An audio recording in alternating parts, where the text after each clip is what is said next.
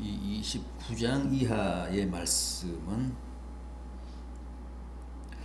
모압 땅의 언약입니다. 호렙산 언약, 호렙산 언약을 우리가 시내산 언약이라고 하죠. 그 호렙산 언약, 시내산 언약은 10계명을 중심으로 준 하나님의 율법과 규례고, 이 모압 평지에서 주신 언약의 말씀은 모세의 그 마지막 설교인데, 죽음을 앞둔 모세,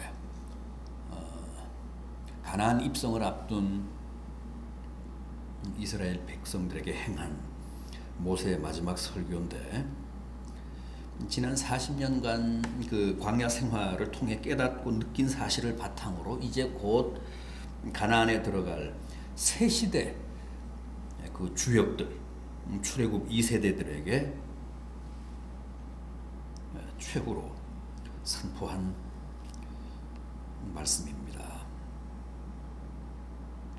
1절을 보십시오. 호렙에서 이스라엘 자손과 세우신 언약 외에 여호와께서 모세에게 명령하여 모압 땅에서 그들과 세우신 언약의 말씀은 이러하니라.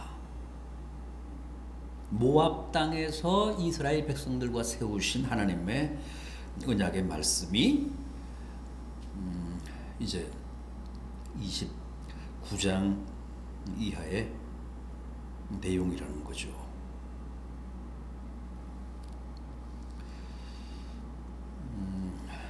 그런데 2절 이하를 보면 바로 언약의 말씀이 나오는 게 아니고, 일단 출애굽 사건과 광야 생활에 대한 몇 가지 회고가 있습니다. 먼저 출애굽 사건에 대한 언급입니다. 2절 이하를 보십시오. 모세가 온 이스라엘을 소집하고 그들에게 이르되, 여호와께서 애굽 땅에서 너희의 목전에 바로와 그의 모든 신하와 그의 온 땅에 행하신 모든 일을 너희가 보았나니, 곧 그 큰 시험과 이적과 큰 기사를 내 눈으로 보았느니라. 그러나 깨닫는 마음과 보는 눈과 듣는 귀는 오늘까지 여호와께서 너희에게 주시지 아니하셨느니라. 깨닫는 마음, 보는 눈, 듣는 귀는 오늘까지도 여호와께서 너희에게 주시지 않았다. 무슨 뜻입니까? 무려 40년 전의 사건으로 이제 광야 생활까지도 다 끝내고 막 가나안에 들어가기 직전인데도 여전히 이스라엘 백성들은 애굽에서 행하셨던 하나님의 큰 이적과 각종 기사의 참 뜻을 깨닫지 못하고 있다는 거예요.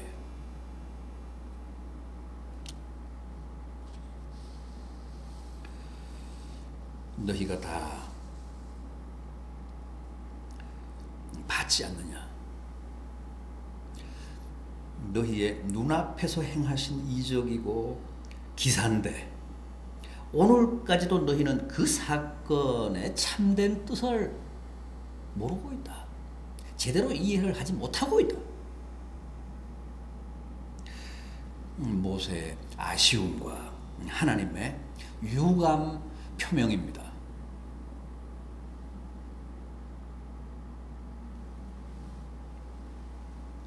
만약 이스라엘이 애굽에서 행하신 하나님의 이적과 기사만이라도 제대로 보고 듣고 깨달았다면 지난 광야 생활 40년을 통해 그토록 많은 시험과 유혹과 범죄에 빠지지는 않았을 거라는 겁니다.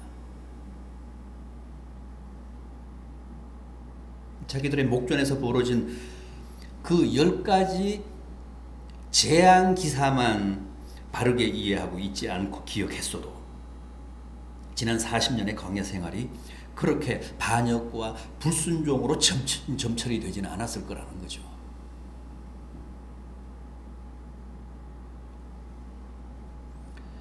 그동안 모세가 가장 강조해온 게 뭡니까? 또 모세 이후에 수많은 선지자들이 계속해서 상기시킨 게 뭡니까? 애굽에서 우리를 인도하여 내신 여호와 하나님을 잊지 말아라. 배신하지 말아라. 반역하지 말아라.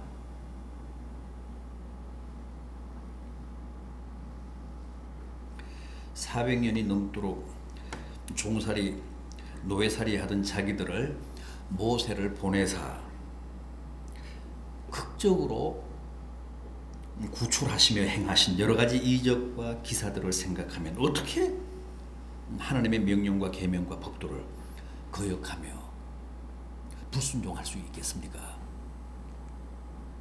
그러나 자꾸 망각하고 또 그 사건과 기적의 의미를 제대로 헤아리지 못하고 바르게 평가하지 못하니까 계속 옛날로 돌아가자, 애굽으로 돌아가자, 애굽에서 먹던 고기며 부추며 마늘이 먹고 싶다며 반동을 부리다가 수많은 사람들이 하나님의 진노를 사서 광야에서 죽지 않았습니까? 광야에 뼈를 묻지 않았습니까? 그런데 광야 유랑을 다 끝마친 오늘날까지도 그 출애굽 사건, 그때 행하신 하나님의 기적과 기사에 대한 정당한 평가를 못하고 있다는 거죠.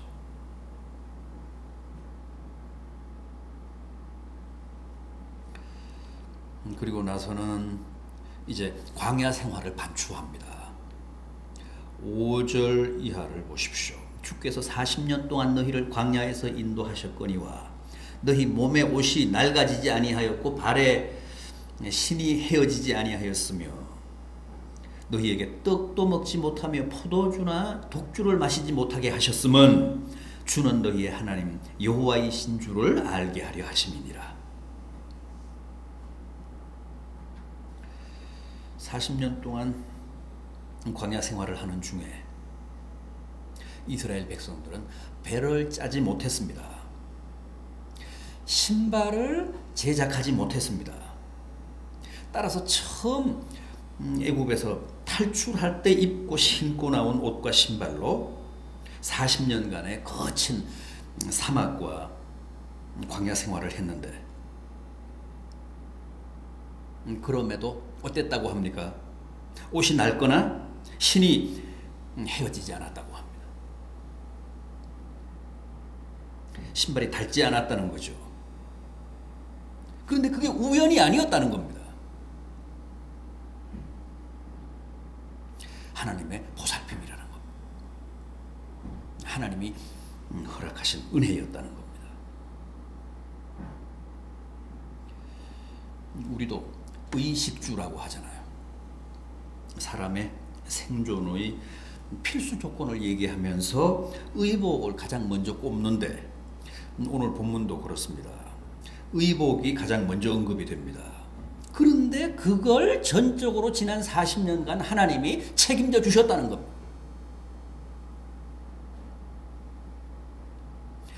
너희들은 그게 우연이라고 생각하지만 너희 자신들이 의복을 잘 관리해서 40년간 입었다고 생각하지만 그게 아니라는 거예요. 하나님의 돌보심의 결과라는 겁니다.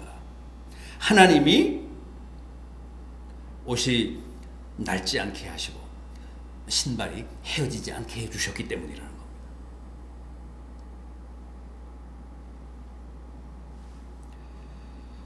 얼마 동안요? 광야 생활을 하는 40년 동안 10년이 아니고 20년이 아니고 30년간이 아니고 40년 동안 풀로 입는 문제를 하나님이 전적으로 책임져 주시고 해결해 주셨다는 겁니다.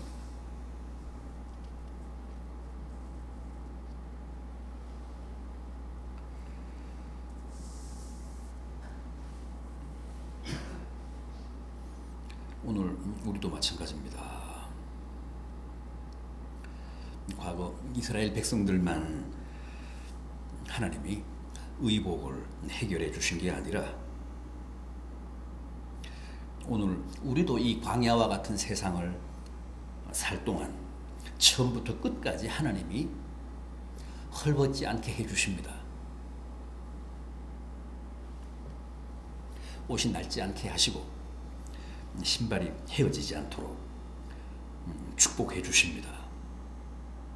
우리는 항상 과도한 우리의 욕심 때문에 옷 걱정을 하고 또 의복비로 많이 지출하고 그러지. 그렇게 하지 않아도 돼요. 기본적으로 하나님이 우리의 입는 것, 신는 것은 해결해 주십니다. 과거 이스라엘 백성들 광야 생활하는 40년 동안 그렇게 하셨듯이 하나님이 공급해 주시고 해결해 주신다는 겁니다.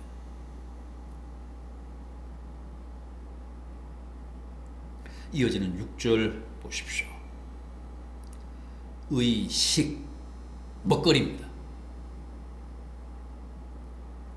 이스라엘 백성들은 광야 생활 중에 떡은 먹지 못했습니다. 포도주도 마시지 못했고 독주도 마시지 못했습니다. 고기도 원하는 고기는 먹지 못했습니다. 과일도 채소도 못 먹었습니다. 그래서 불평이 컸고 항상 불만이 많았습니다. 이런 먹거리 때문에 항상 애굽으로 돌아가자고 했잖아요. 비록 노예로 살았을 망정, 종으로 살았을 망정, 고기 실컷 먹었고 원하는 마늘, 부추, 미나리, 각종 채소, 과일 원 없이 먹었지 않느냐. 아간 같은 사람이 그래서 자꾸만 사람들을 선동했잖아요.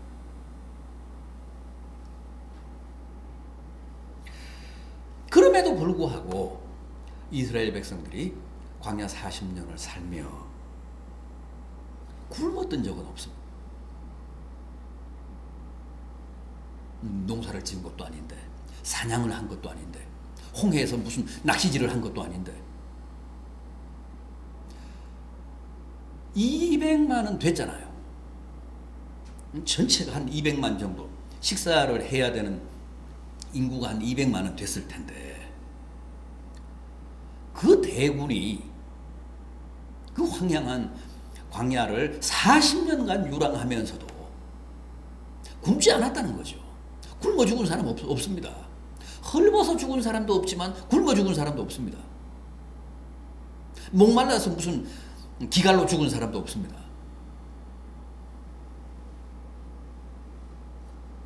하나님이 삼시세끼 먹거리를 제공하셨습니다. 떡 대신에 만나를 주셨고 또 고기로 메추라기를 주셨습니다. 무슨 포도주나 독주는 안 주셨지만 안반에서 솟아나는 생수는 제공하셨습니다.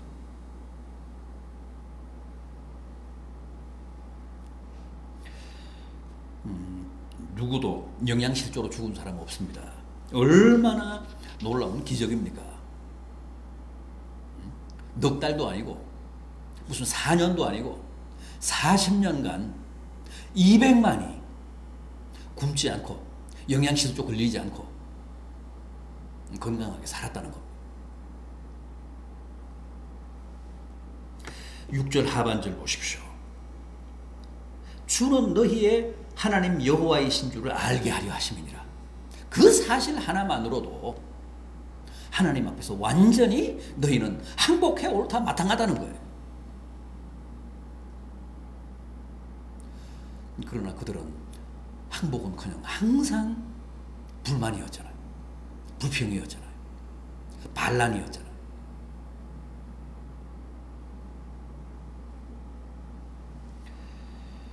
의복뿐 아니라 먹는 것도 우리가 이 세상을 사는 동안에는 하나님이 다 책임져 주십니다. 주님도 그렇게 말씀하시지 않았습니까? 날아가는 새를 봐라. 저 들의 백합화를 봐라. 씨를 뿌리지도 않고 거두어 들이지도 않고 길쌈도 하지 않지만 하나님이 다 먹이시고 입히시거든 하물며 너희겠느냐? 너희는 무엇을 먹을까 무엇을 마실까 무엇을 입을까 염려하지 말고 먼저 그의 나라와 그의 의를 구하라. 그리하면 이 모든 것을 너희에게 더하시리라.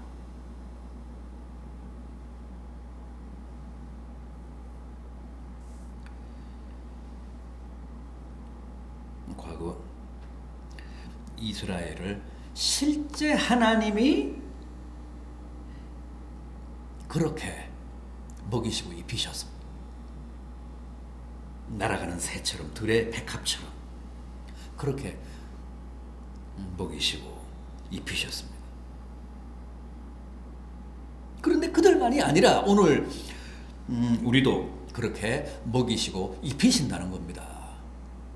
오늘 우리도 하나님의 자녀고 주님의 백성인 만큼 이 험한 광야 같은 세상 살아갈 때 과거 이스라엘 백성들을 그렇게 먹이시고 지금도 공중을 나는 새며 저 들에 이름 없는 풀 한 포기를 먹이시는 하나님이 그렇게 먹이시고 다 입히신다는 거예요.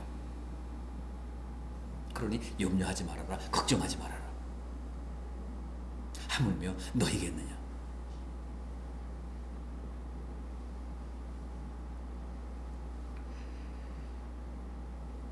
독주는 안 주셔도 생수는 주셨습니다. 그 사실을 이 시대에 우리들도 다 믿고 깨달으라는 겁니다. 이제 마지막 주제인 7절과 8절 보십시오. 너희가 이곳에 올 때에 헤스본 왕 시혼과 바산 왕 옥이 우리와 싸우러 나왔으므로 우리가 그들을 치고 그 땅을 차지하여 르벤과 갓과 므낫세 반지파에게 기업으로 주었나니. 대적들, 우리와 싸우러 나오는 저 헤스본 왕, 바산 왕,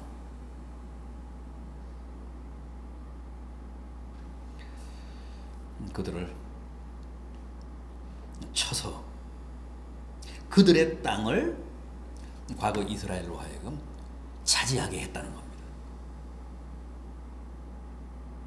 하나님은 항상 당신의 백성들을 대신해서 싸우십니다. 당신의 백성들을 대적하는 원수들을 제압하시고 승리하게 하실 뿐만 아니라 그들의 땅, 그들의 영역을 당신의 백성들에게 기업으로 주십니다. 아말렉을 비롯해서 여기 나오는 헤스본, 바산 등 이스라엘이 광야에서 대적과 겨루어서 패한 적은 없습니다. 다 하나님이 이스라엘에게 승리를 안겨주셨습니다. 아시는 대로 이스라엘 백성들에게는 군대가 없었습니다.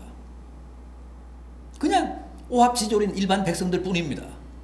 그런데도 항상 이스라엘이 이겼지 않습니까? 아말렉과의 전쟁에서 보듯이 일진일퇴는 있었습니다. 앞으로 전진하고 뒤로 밀리는 그런 전쟁 양상은 있었지만은 패한 적은 없었습니다. 결국은 다 이스라엘이 승리했습니다. 이스라엘의 전력으로 이긴 것이 아니라 하나님이 이스라엘에게 그런 승리를 안겨주셨습니다. 그리고 적들의 땅까지 회수해서 이스라엘 백성들의 기업으로 주셨습니다. 보십시오. 그들의 땅을 루벤과 갓과 므낫세 반지파에게 기업으로 주셨다고 하지 않았습니까?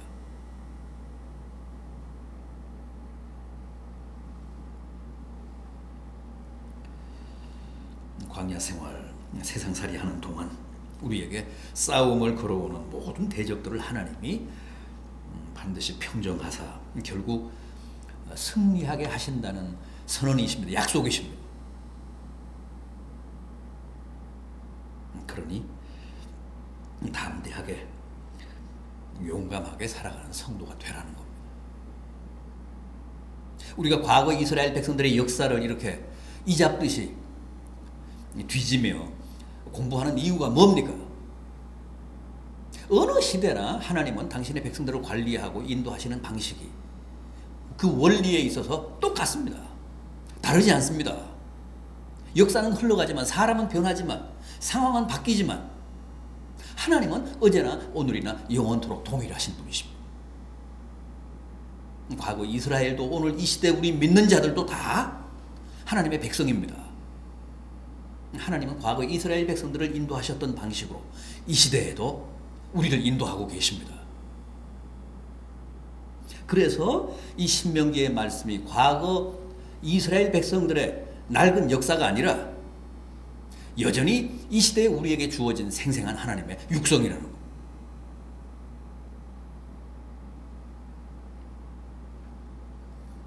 하나님은 큰 이적과 기사를 통해 이스라엘 백성들로 하여금 출애굽하게 하셨습니다. 애굽에서 이스라엘 백성들을 자유케 하셨습니다. 해방하게 하셨습니다. 그리고 광야 40년을 유랑하는 동안 입을 것을 주셨고 신을 것을 주셨고 먹을 것을 주셨고 마실 것을 주셨습니다. 또 대적들이 이스라엘 백성들을 아프게 할 때, 이스라엘 백성들을 공격할 때 친히 하나님이 나서서 그들을 제압하시고 그들의 땅을 빼앗아 이스라엘 백성들에게 기업으로 주셨습니다. 다시 한번 오늘 이 본문 말씀이 이 시대를 살아가는 우리에게 힘이 되고 또 생명의 자양분이 되기를 진심으로 기원합니다.